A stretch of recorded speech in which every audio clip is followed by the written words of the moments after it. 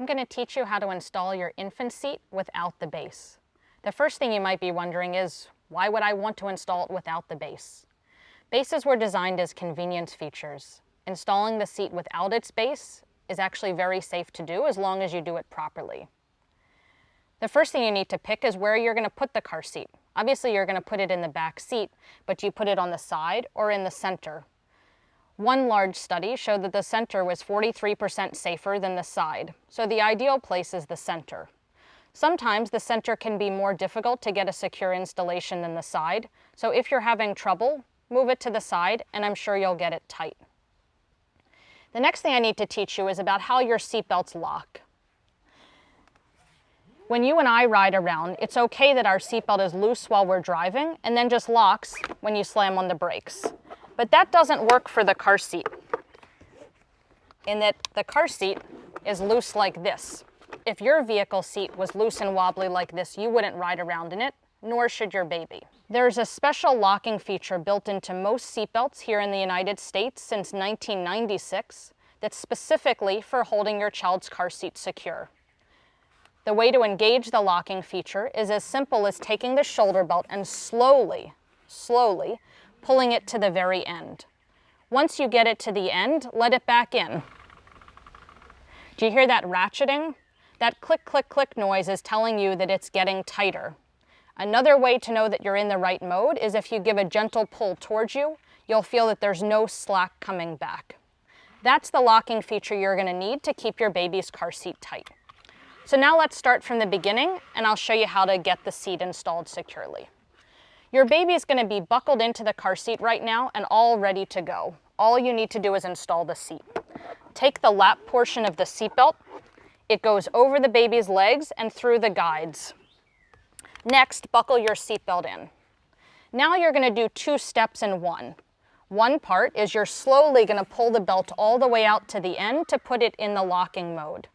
But before you let go of any of that slack, take the shoulder belt and pass it behind the car seat. If your car seat allows this type of routing path, you'll see that there's a specific guide to hold the shoulder belt. Now that your belt is routed properly, the next thing you need to make sure of is that the car seat is reclined appropriately.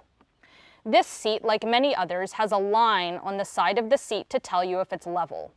If the red line is parallel to the pavement, you're properly reclined. If the car seat is too far back, you'll see that the line is sloped one way. Too upright, you'll see it sloped the other way. And just right, the line should be parallel. The next thing, if you haven't done it already, is put the carry handle up. It's going to make it easier to get the seat tight. If you can, move your front seats up, and now stand behind the car seat.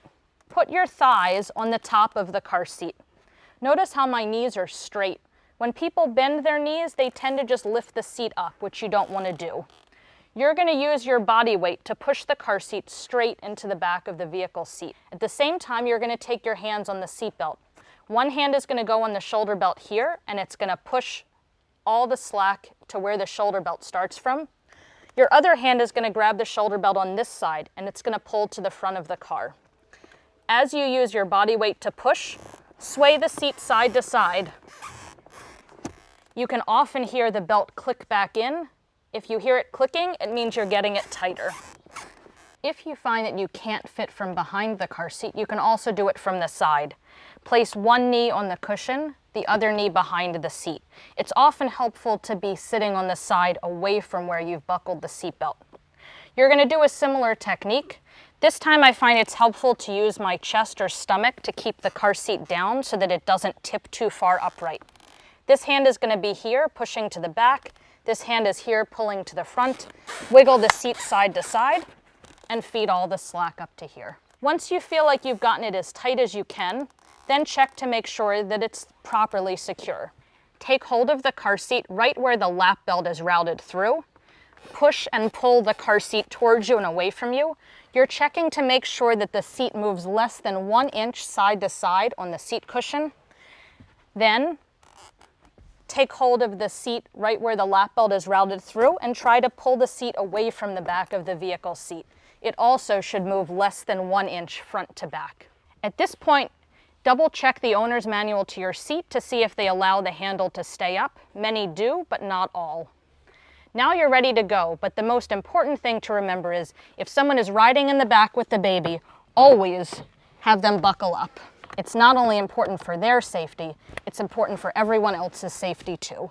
To remove the car seat, first unbuckle the seatbelt. Then take hold of the shoulder belt and remove it from the guide in the back. Lift it over the seat and then take the lap belt easily out. And you're good to go.